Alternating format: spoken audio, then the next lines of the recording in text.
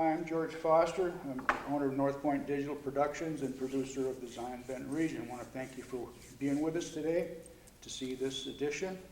And today we're going to be speaking with Fire Chief Rocky Campanella from Winthrop Harbor Fire, and want to thank him for his service in the first responder community. We share some background in that area, but I'm retired, thank God. But at any rate, Rocky, thank you for being with us today. We know that you guys do a lot to keep us safe, and you're always running into harm's way when we're trying to get out of the way of harm and fire and so on and so forth. So we do thank you for your service, and why don't you tell us a little bit about how things are going for you here in the harbor, and Yes. how the community can help you. Well, first of all, George, thank you for having me here and getting our messages out to the community. Thank God we have people like you in the community that volunteer time and help us out, and that's priceless because that doesn't happen in a lot of towns. And I'm very happy to be here to talk about our fire department because we have about 30 part-time firefighters and EMTs and paramedics that serve this community at their will, and without them, we wouldn't have a fire department. So without those people, we wouldn't have the fire department, and I thank everybody at the fire department for all they do to help this community out. I got on here as fire chief last May in 2021 when Justin Street left to become the chief at Zion. I came in, I figured, hey, this is a great way to help my community. I don't really have to be a politician, even though sometimes I think I'm learning that politics plays a role in this. Really cool to be able to serve the community I live in and I love. So here I am. I'm also a full-time firefighter at the city of Zion for 19 years now. Well, I love the fact that you are also a resident here. You know, as I told you, I retired from the police department, and so many of the officers within the police department, when I was here, few of them lived here. The ones that did live here, I think I recruited for my marina detail that are now full-time officers here. But Right. I think it's important to be vested in your community and be part of it, because you really see what's going on. And I know for a fact, I mean, we've talked about the pancake breakfast that's coming up and other Right. fundraisers and stuff. People don't have any idea what it costs to outfit an MICU or an ambulance, or even to outfit one firefighter with the proper equipment. Right. And so I know you guys are fighting for every dime you're getting, and there's not a lot of tax dollars that go to you guys. So sometimes I wonder how you do it. Well, this day and age, in the age of COVID, not a lot of people are busting down the doors to volunteer or do this on a part-time basis. So it's very imperative that we take care of the people we have that worked with us through the pandemic, to take care of them and keep them here as long as we can, to keep providing a medical service. Right. People are standoffish right now to be able to want to do that kind of stuff. One key issue, what I like about living in the community that I'm working in and being a fire chief is I know what I want to respond to my door when I'm having a heart attack or a medical event or a fire. So I like to be able to educate and provide training to people so they're at that level of who I would want responding to my door. Yep. Well, I know that in the past, I mean, again, this goes back years when we had an active ESDA group, you know, which is all volunteer, emergency Right. services. I was assistant coordinator for ESDA, so I had to go to the monthly meetings out at Lake County every month, and we would train for worst case scenarios and so on, which would scare the living daylights out of me sometimes. You know, I hope that it never happens, you know. Yeah. So, I mean, and get trained like with Illinois Terrorism Task Force and stuff like that, which is even worse, thinking about some of the things that can happen. But, you know, there's a volunteer aspect of the community that's willing to step up right away and help. You know, hopefully, and I know, I think we talked briefly about CERT. You know, I don't know if CERT is something that can be rejuvenated. I always fear about a tornado or something and how we're gonna have enough able-bodied hands to man chainsaws to move the Right. trees out of the roadway so the fire trucks can get through, you know, because there's only so many guys on Public Works, you know, So George, you brought up a good word, volunteering. Right. And the fire department, which historically has been a volunteer fire department. However, nowadays, with the requirements needed to be a firefighter, it's almost impossible to draw a true volunteer anymore because of the requirements needed. A basic certification for firefighter alone is 180 hours just for the basic to get you in the door. And now we have continuing education on top of that they've piled on. Thank God I was grandfathered into that, but a basic EMT to ride on the ambulance at a basic level is 190 hours plus continuing education every year. And you have to be physically fit now, because if you're not physically fit, there could be a liability to the village if you get hurt on a scene. So we have to go through a major medical physical just to get you on to be able to ride a fire truck or an ambulance. And asking people to volunteer that, it's too much nowadays. Yeah. But there's other things we can do in the community. There are other things, There's and a lot of things. George, you brought up a CERTS team, and ESDA, that, we can add it. Yeah, well, you know, as does something that you know, I remember Jerry Jackson and some of the old guys years ago, and, you know, long before, this goes back long time, but, you know, so many people, their hearts were in the community, and back when we had an entire volunteer station, you know, that was set off by the siren when they would call the firefighters into the harbor, you know, to take off and go fight a fire, you know, I mean, it was Zion and Winthrop Harbor were both based on volunteers, you know, for the longest time. Right. But I mean, now I know maybe people can't help you to where they can volunteer to be a firefighter or EMT, but they can sure help maybe to be part of a committee or something like that, or maybe just make donations, come to the pancake breakfast, or get the, you know, when you have the portraits, the family portraits and stuff. I think you guys do pretty good with that stuff. When I became chief here, I could not believe the amount of community support given to this fire department. It's awesome. We're very lucky to have the community support with our portrait fundraiser, our pancake breakfast. I don't know what we would do without the support of the community. And speaking of the pancake breakfast, May 29th, Memorial Day weekend, Sunday, 7 a.m. to 12 a.m. I hope everybody can come out. We have $6 for an adult, all you can eat, $4 for kids. And then we have sponsorships available from the fire department. If you'd like to sponsor the event, we can put your name or business on the placemat. Placemat, yep. Yeah. Well, I'm starting to All feature- that, well, sorry, George, I didn't mean to feature, interrupt. the first of the month on the TV sets that we have going around, and also on the social media group that this is featured on, which we call the Zion Benton region. So it'll run on that with the community video for the month. So hopefully we'll get it out there. And then when you have the family portrait thing, Haskey and I talked about that. You know, because that's been geez, you've been doing that for years. They have been doing it for years. And I think it's been very successful. I'm so grateful for the support that's given through that. A lot of that money, or most of that money, comes to just operating the fire department. We have a used rescue boat that needs some attention to it. That costs money. All of our equipment costs money. A heart monitor to use on an ambulance alone is probably $15,000 now. A cot system for the ambulance is $15,000. So it's very expensive, and we're just getting a good value for their tax dollar at our fire department. And my job is to make sure we keep getting a good value for that tax dollar.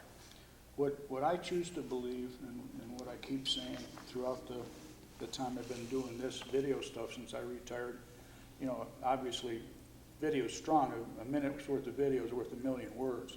Yes. But an informed community, as far as I'm concerned, can be an empowered and a more involved community. So if we can continue to inform the community of what's coming up and going on, so to speak, whether it's a pancake breakfast, whether it's a blood draw, whether it's because you do the blood donations. We do try to do a blood drive once a year. Yeah. Yes. So when you do that, we're going to try to do everything we can do to support you on social media and on the TV sets. I have Shauna, I believe it is, Shauna Haskey. Yes. Brian's Assistant wife. Chief Haskey. Assistant Yes. Chief. So if they can get me that information, I'll get it up there and we'll get it out. And the important thing with stuff like this on social media is what you call the share value. If people like and share the video and then they share it with their friends and stuff like that, then it'll grow. And now you got a new village administrator. David looks like he's going to be rocking and rolling, and getting stuff going. So David has come in here really rocking and rolling. That's good. He's a hard man to keep up Yeah. with, which is good. Well, I've heard good things from an old friend of mine that was a Marine in Vietnam. He and I, we didn't serve together, but we worked together quite a bit. Mike Luff, his son Glenn Luff, I hired and put on down at the Marina. He's now a sergeant with Zion PD. So it makes me feel really old when some of the guys I hired down there are getting ready to retire. So that makes me feel even older. But That brings up an interesting point with that, because one of my goals to help recruitment for the fire department and try to get kids at the high school to want to do something like this is I want to be able to network with the high school to try to get some of these graduates, because this is a great career to be in. Sure. Yeah. It's great to be able to give back to the community. And the model of the Winthrop Harbor Fire Department right now is you come here as a youngster, 18, 19 years old. We'll provide you all the training you need to have a successful career in a fire department. But in turn, we ask for you to give us several years of help with that training. And with that kind of a model, like what you were saying, I bring on kids from the high school whose dads might be firefighters somewhere else, Yep. and that just evolves. Well, It's for really many, cool. For many, it's a family thing. Right. It goes on in generation after generation, just like law enforcement does too. And my father, Pete, was a volunteer firefighter for 50 years at Newport. I was a volunteer So- firefighter, but it was back in the 60s after Vietnam. Mm-hmm.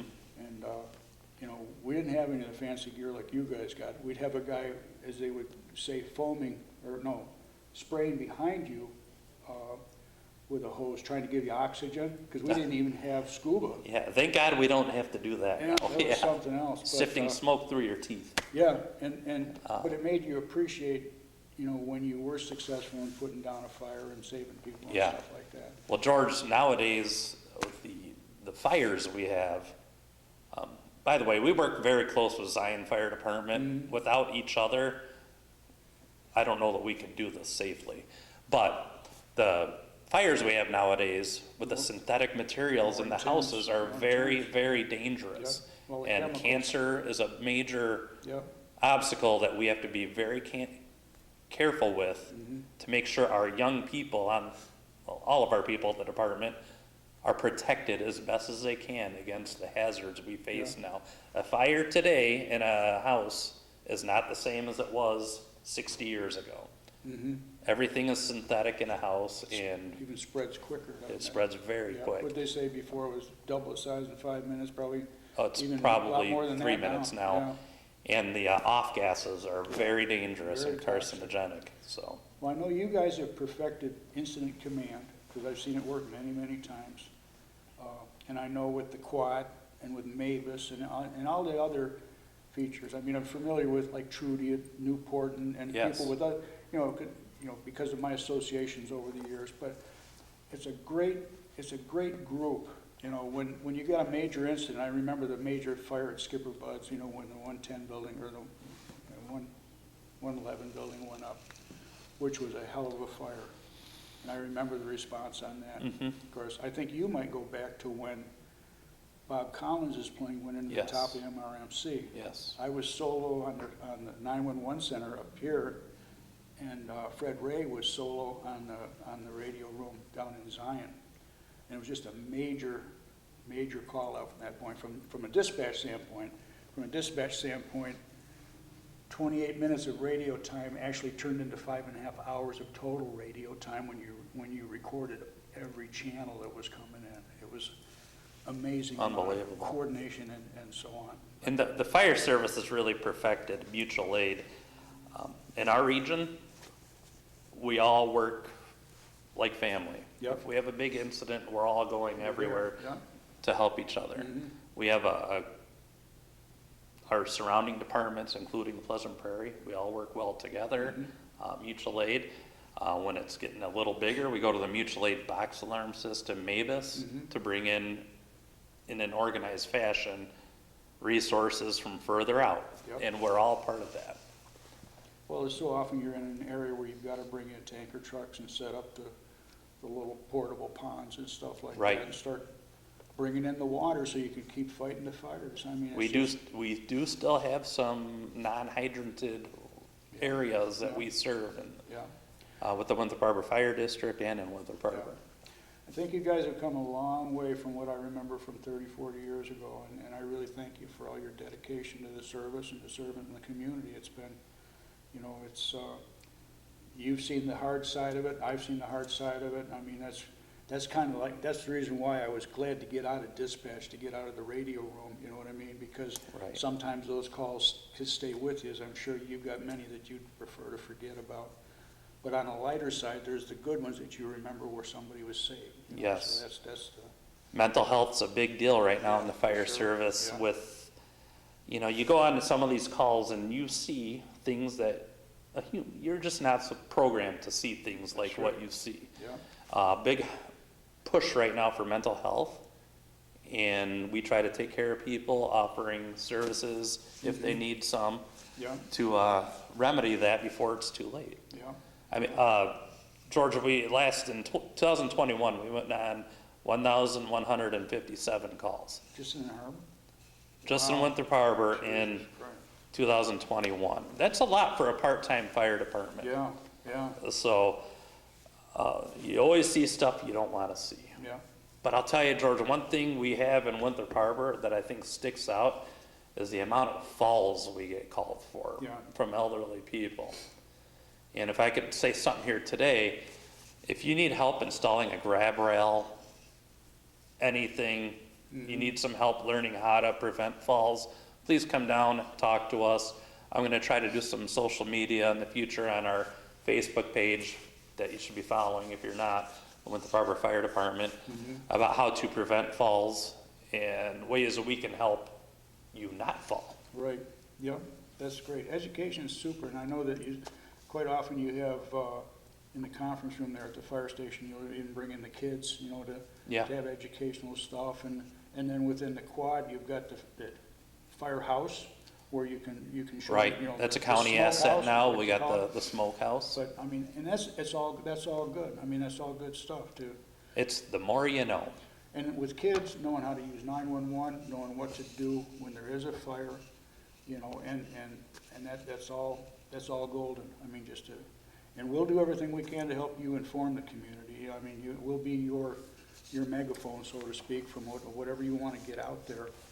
So, I mean, this could be the first of a number of videos if you guys choose to, if you want to have a Yes, thing with we'll definitely take advantage of the that. EMTs talk about different things, or Yes. you know, because I know my favorite statement when I was in radio room was, you know, dispatchers save seconds and seconds save lives, and people knowing what to do, whether it's how to identify and call 911 and tell them about a particular suspect, you know, to give them the description of them, direction of travel, and stuff like that. If there's a fire, you know, I mean, to call it in right away, tell them exactly where it is, because the person might not be right at that location, but to be able to figure out the address so that they can call in the responding units like yourself. So that's a good thing. But we'll post the links to your Facebook page and so on, so that people can find you. Thank you. And coming up real soon, we got the the tunnels to towers trucks coming in. Okay. When's that, on the 17th? When it's I- coming into Gurney Mills? I believe so. I Trudy believe so, at yeah. Newport is heading up that with the people at Oh, the Lake County Fire Expo? Lake County Chiefs Fire Expo, right? Yes. Yeah. We'll be part of that. I want to bring the boat out there. Okay. Hopefully we'll be able to do that and show it We're off. doing a feature on that on our Facebook group too, so, yeah, we'll see you out there because we're gonna be there filming bringing the big truck in. The Tunnels to Tower Expo is quite a rig, so, you know, I've been a big supporter of them since they started. They're a good group. They are a good group. There's so many groups out there that are fake, and they're not. Those guys are solid. They're 100% solid. So, anything else you want to say to the region? I just really appreciate the community support here. Without it, we wouldn't exist. Well, we appreciate you being there when we need you in our hardest times. If anybody who wants to come down, visit the firehouse, look at the fire trucks, ambulances, come down. We're open 24/7. Perfect. You know where to find us too, an emergency, 911. And when you hear the sirens behind you, for crying out loud, pull over to the side of the road and let them by. Right. You know, and if you see a squad doing a traffic stop on the Give 'em some highway, room. pull over to the far left and slow down. You know, give those officers and firefighters, and because the same holds true. You know, these guys are there trying to render aid to an accident victim, and they get plowed down by some distracted or drunk driver. I mean, it's just heartbreaking. So. Yep, we're there to stop bad and do good, and we want to keep doing good. Yeah. Well, Rocky, thanks for being with us today. I do appreciate it. Thank you for having me. Yeah, we look forward to seeing you again. Thank you. And please like and share this video and join our group, Design Benton Region. We'll post links to the Winthrop Harbor Fire Department's Facebook page. Please hook up with them, and remember the pancake breakfast is coming up, and stay connected so you can support our local firefighters, EMTs, paramedics, first responders, and local police. Thanks for watching.